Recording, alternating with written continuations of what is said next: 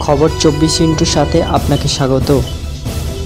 নতুন নতুন খবর জানার জন্য আমাদের চ্যানেলে চোখ রাখুন।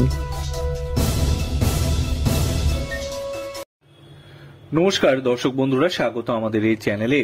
সৌরভ দাস এবং দর্শনা বণিক একে অন্যকে ভালোবেসে সাত পাকে বাঁধা পড়েছিলেন। তারা শুরু করেছিলেন নতুন পথ চলা।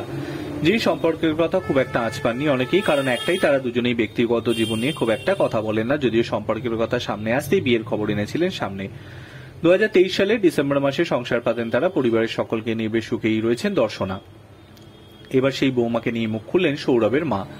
সদ্য মুক্তি পেয়েছে দর্শনা মধুমিতা সরকার বিক্রম চক্রবর্তীর ছবি সূর্য, যার প্রিমিয়ারে শাশুড়ি মাকে নিয়ে হাজির হতে দেখা যায় দর্শনাকে। আর সেখানেই প্রকাশ্যে বৌমাকে নিয়ে কি বললেন সৌরভের মা, জেনে নিন।